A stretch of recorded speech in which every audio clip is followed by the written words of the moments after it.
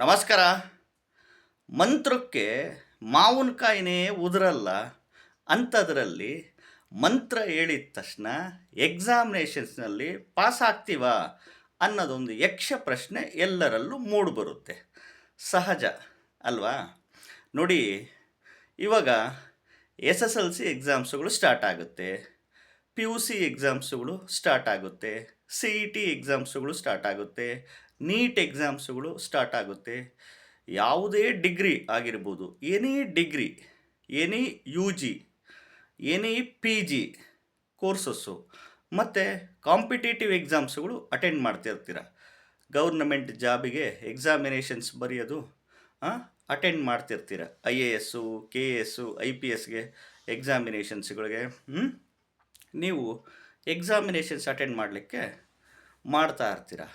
ಎಕ್ಸಾಮಿನೇಷನ್ನಲ್ಲಿ pass ಆಗಲಿಕ್ಕೆ, first class ಬರಲಿಕ್ಕೆ, distinction ಬರಲಿಕ್ಕೆ, ರ್ಯಾಂಕ್ ಬರಲಿಕ್ಕೆ ಅದ್ಭುತವಾದ ಭೂಮಂಡಲದ ಶ್ರೇಷ್ಠವಾದ ಮಂತ್ರ. ನೋಡಿ, ಈ ಮಂತ್ರನ ನೀವು ಎಕ್ಸಾಮಿನೇಷನ್ಸ್ ಟೈಮು ಬರುವ ಸಂದರ್ಭಗಳಲ್ಲಿ ಯಥೇಚ್ಛವಾಗಿ ಅನ್ಲಿಮಿಟೆಡ್ ಪಠಣೆ ಮಾಡ್ತಾ ಬನ್ನಿ. ಮಂತ್ರ ಬಂದರು ಗಾಯತ್ರಿ ಮಂತ್ರ. ಓಂ ಭೂರ್ಭುವಸ್ವಃ ತತ್ಸವಿತುರ್ವರೆಣ್ಯಂ ಭರ್ಗೋ ದೇವಸ್ಯ ಧೀಮಹಿ ಧಿಯೋ ಯೋ ನ ಪ್ರಚೋದಯಾತ್.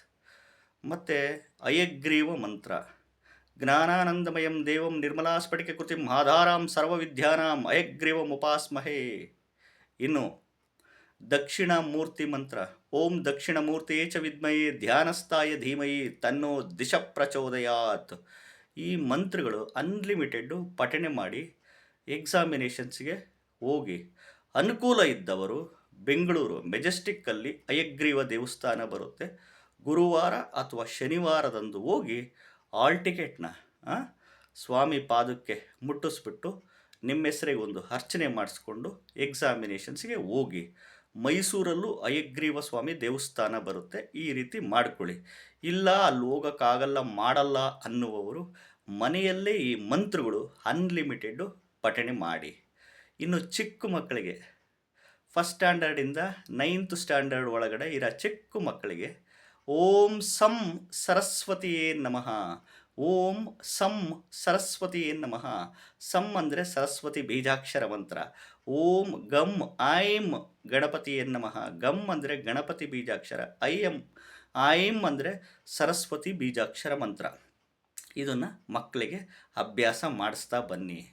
ನೋಡ್ರಿ, ಯಾವುದೇ ರಾಶಿ ನಕ್ಷತ್ರ ಆಗಿರಲಿ, ಯಾವುದೇ ಲಗ್ನ ತಿಥಿ ಯೋಗ ಕರಣ ಪಾದ ಯಾವುದನ್ನಾಗಿರಲಿ, ಯಾವುದೇ ಗ್ರಹದ ದಶಾಭುಕ್ತಿ ನಡೀಲಿ, ದಶಾಭುಕ್ತಿಗಳಲ್ಲಿ 1ನೇ ಮನೆ 4ನೇ ಮನೆ ನಡಿಬೇಕು. ವಿದ್ಯಾಸ್ಥಾನ, 5ನೇ ಮನೆ ಜ್ಞಾನಸ್ಥಾನ, 9ನೇ ಮನೆ ಹೈಯರ್ ಎಜುಕೇಷನ್, 11ನೇ ಮನೆ ಲಾಭ. ಈ ರೀತಿ 1ನೇ ಮನೆ 4ನೇ ಮನೆ 5ನೇ ಮನೆ 9ನೇ ಮನೆ 11ನೇ ಮನೆ ಬಂದರೆ ಮಕ್ಕಳು ಎಕ್ಸಲೆಂಟಾಗಿ ಓದ್ತಾರೆ. ಎಕ್ಸಾಮಿನೇಷನ್ಸಲ್ಲಿ ಫಸ್ಟ್ ಕ್ಲಾಸು, ಡಿಸ್ಟಿಂಕ್ಷನ್ಸು, ರ್ಯಾಂಕ್ ಬಂದೇ ಬರ್ತಾರೆ. ಹೇಳ್ತಿದ್ದೀನಲ್ಲ, ಸೆಲ್ಫ್ ಎಫರ್ಟ್ ಹಾಕಲೇಬೇಕು. ಸುಮ್ಮನೆ ಮಂತ್ರ ಹೇಳ್ಕೊಂಡು ಕೂತ್ಕೊಂಡ್ಬಿಟ್ರೆ ಎಕ್ಸಾಮಿನೇಷನ್ಸಲ್ಲಿ ಪಾಸ್ ಆಗಲ್ಲ. ಮಂತ್ರದ ಜೊತೆಗೆ ಕಷ್ಟಪಟ್ಟು ಓದಬೇಕು.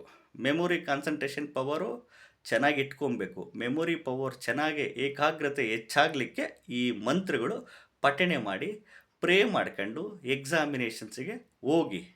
ಖಂಡಿತವಾಗ್ಲೂ ಒಳ್ಳೆ ರಿಸಲ್ಟ್ಸ್ ಅಂತೂ ಬಂದೇ ಬರುತ್ತೆ. ಅರ್ಥ ಆಯ್ತಾ? ವಿಡಿಯೋ ಇಷ್ಟ ಆದರೆ ಲೈಕ್ ಮಾಡಿ. ಹೊಸದಾಗಿ ವಿಡಿಯೋ ನೋಡ್ತಾ ಇದ್ದವರು, ಮೊದಲನೇ ಬಾರಿ ವಿಡಿಯೋ ನೋಡ್ತಾ ಇದ್ದವರು ಚಾನಲ್ ಸಬ್ಸ್ಕ್ರೈಬ್ ಮಾಡ್ಕೊಳ್ಳಿ. ನಮಸ್ಕಾರ.